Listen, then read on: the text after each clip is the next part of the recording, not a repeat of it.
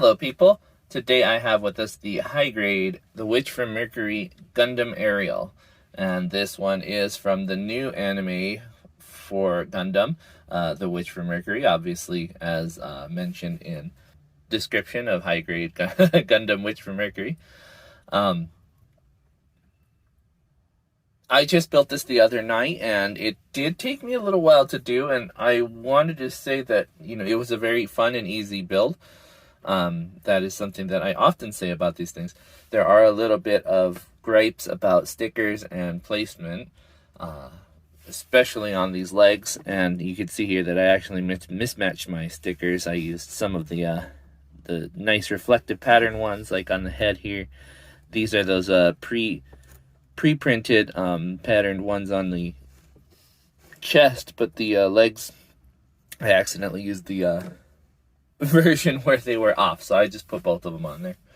That said, it does look really cool. I will probably be getting another one of these, so I will swap the legs when I do that. Make sure I have one that's off and one that's on, make it look more appropriate. Any case, I really did enjoy this build. I did go into autopilot at the end of it, and you will tell by the shield and the sticker application on there that I didn't do a very good job, and it's nothing that I can't fix with some paint, but still, I think that you do have to take some time and pay attention when you're building this one. I was building it at 4 in the morning, so I won't I won't really say anything more about that. In any case, let's go ahead and take a look at this thing and see what it can do.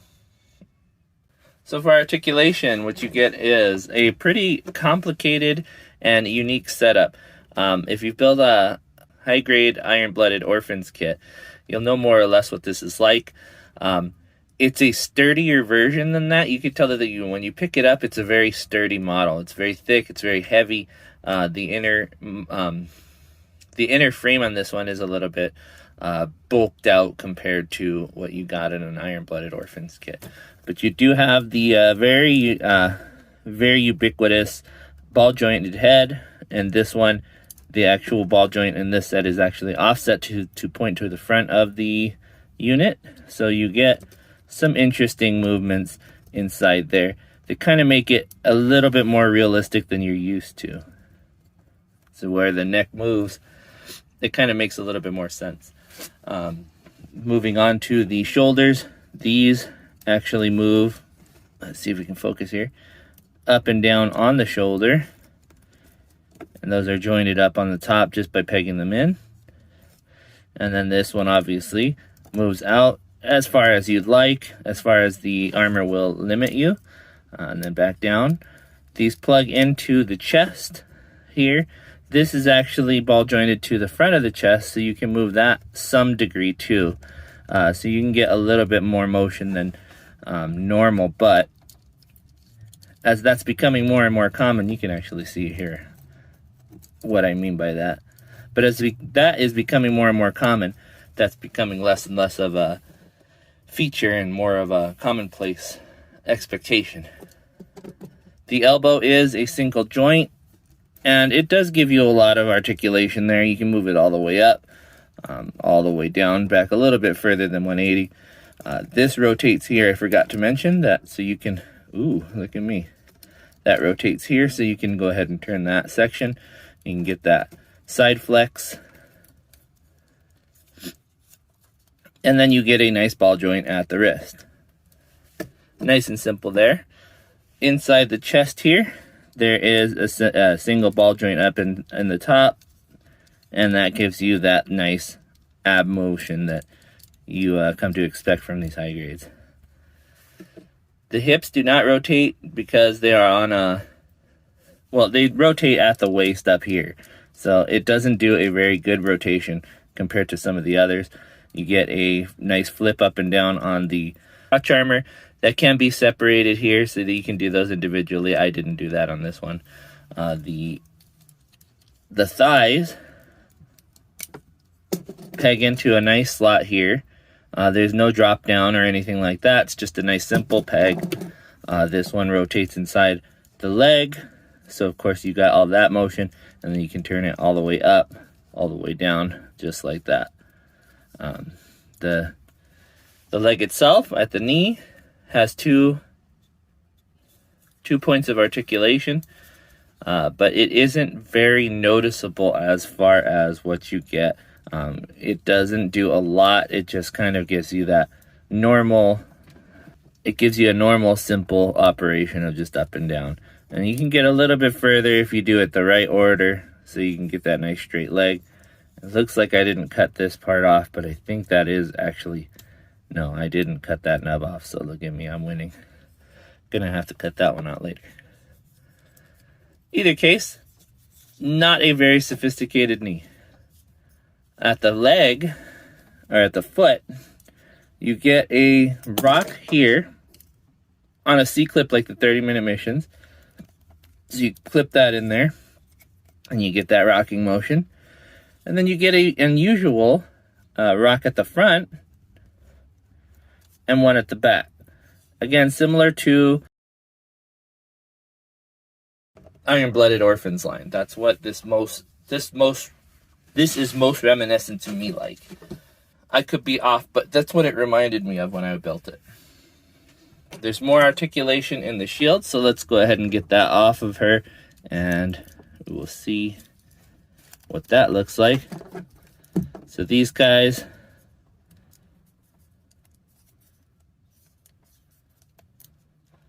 you kind of have to peg them out, get them all off, but the articulation here, each one of these is pegged in, so you can rotate them, and then you can open that up, make it look like a bow.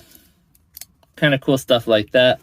I have not seen this anime yet, so I am looking forward to that. It's going to be soon. I'm going to watch it this weekend, starting tomorrow, and see how that goes. I'm looking forward to seeing this thing in action. But the shield is a really cool multiple bit unit, and they do attach to her in different ways. So there are 3mm ports all over the body so that you can put them attached to it, which also means that you can use any MSG parts and any 30-minute missions stuff that you might want to attach to either her arms or her legs or her backpack. Which, speaking of, there's another 3mm port right there. There's another one down below for a stand.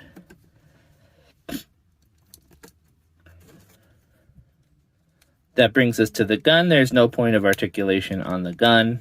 It just kind of pegs into there, or you can slot it into the hand as you would any normal gun from Gundam.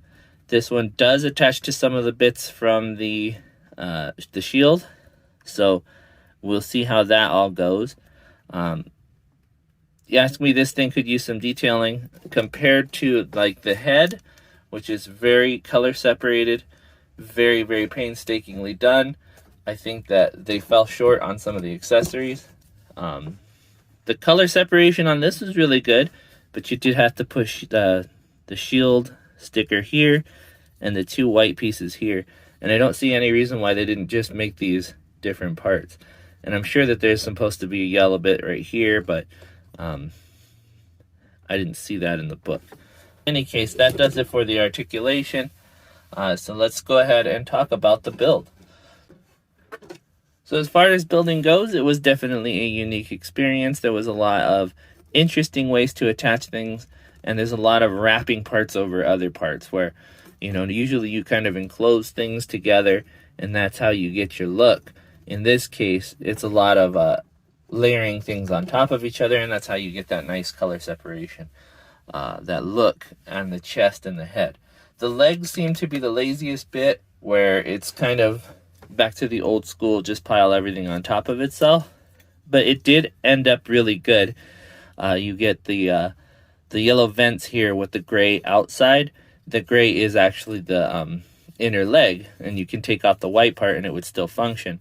The leg stickers inside here is a nice setup where you slide the whole thing in, and that also makes your 3mm port.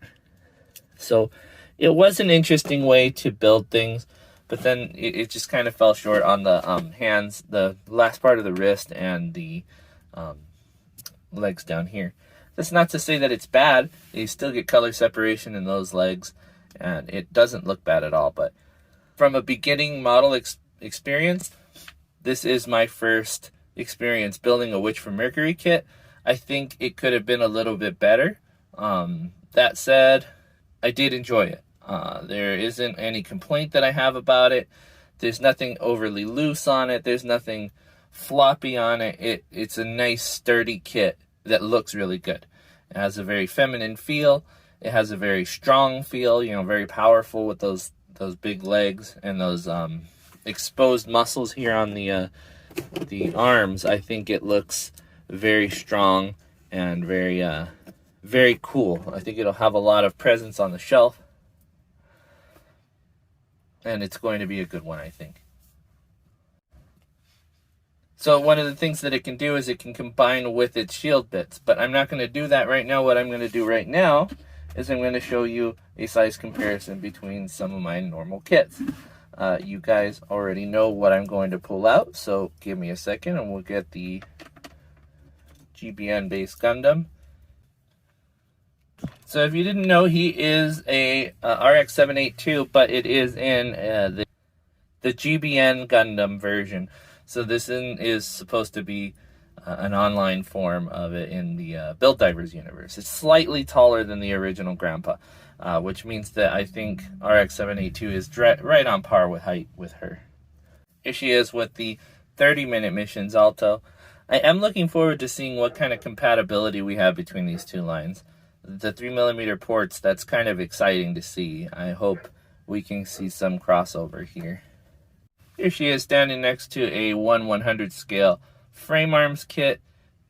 She's quite tall, and as well, I think she's very bulky, so I think it works really well compared.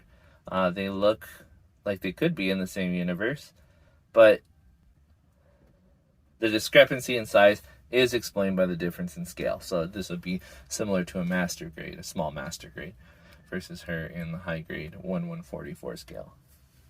Here is Frame Arms Girl Architect. You see she is a little bit taller there. Would Ariel be considered a Mecha Musume? I don't know. You tell me.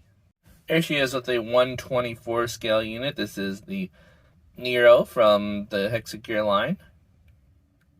Looking real cute there. And last but not least on my list, there is the very substantial Gundam, the Alex Gundam. There is the Alex Gundam standing beside his futuristic and smaller model sister. I can't wait to see what Ariel's going to look like in full mechanics. I hope they come out with a master grade too. That would be really cool.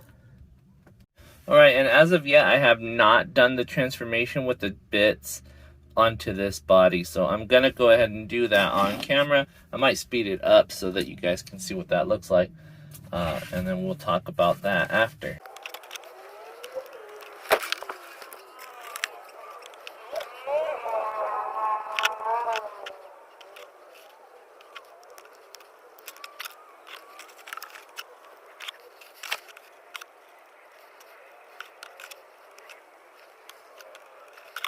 Alright, and I will admit that that has a lot less of a result than I thought it would. I didn't know what I was expecting, but I thought that maybe that had a little bit more thought out process here. You got those shoulders added on, these little hip joints here. Presumably these add thrust to her. The write-up says they do. I don't know how good it looks. It looks like kind of an afterthought. Now, I do like that they can be used as bits, and that this is basically them refueling and re-energizing. I do like the arm shield here. You can tell that's one of the ones that I had real trouble with, the sticker. And then there's that one there on the other arm. Looks pretty cool. You can also take these gray parts off. And like I mentioned before, these actually attach to the weapon, which we're going to show right now. Alright, it's a lot easier than I thought it was. It goes right in here, and that can add some, what did it say? Enhanced output and accuracy. That's what that does. It looks pretty cool. I like it. You can take that off, and you can use the other option part that they gave us, which is an effect part for this. I guess it can be used as a beam saber as well. That's pretty cool. I'm down with that. Speaking of beam sabers, she does come with 2 beam sabers. That's these right here. It's a nice flat version in a really cool blue. I like the way it looks. And they do plug in just like any other beam saber does. You pop it off of the backpack. Plug it right on in here. And then you have her beam saber right there. All in all, though, like I said, I wasn't impressed with this bit on form.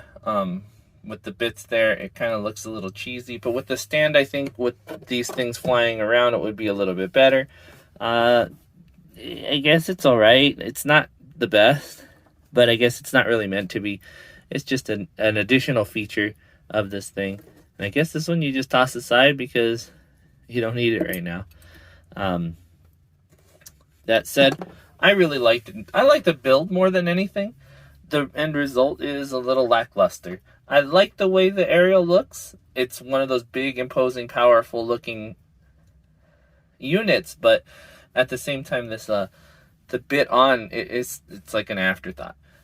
That said, I really do like Ariel. It's one of my favorite builds of the year. Surprisingly, even though I was in autopilot mode for the last half of it, I think it was a fun one to do. There are write-ups on this one, but as the anime is pretty new, I'm not going to do any spoilers. I haven't even watched the anime yet. I don't know if anyone who's here hasn't, but that's something that I just want to leave out. You know, I'm not going to do spoilers. That's not for me. I think that'll be the end of the review. If you can get your hands on one of these, they're not terribly expensive. I bought this one for $17, which I think is like $2 more than MSRP. I think you should definitely get your hands on it. It's one of the most unique looking mobile suits out there, especially in high grade. It's got a lot of different feels. I think it's got its own unique flavor though. So, and if you've ever built a high grade iron-blooded orphan kits, you kind of know what you're getting into here. The stickers, it's actually a lot less than an iron-blooded orphans kit, and for about the same price. So I think it's definitely worth the while of getting this with the new engineering. And like I said, it is a pretty hefty unit. You know, it's very heavy for how big it is. It's surprising to me how substantial it feels. Definitely get your hands on one if you can. But that's all I have time for today. You guys go ahead and have a good one. I will see you guys next time, or you'll see me, but more than likely you'll see my stuff. Bye-bye.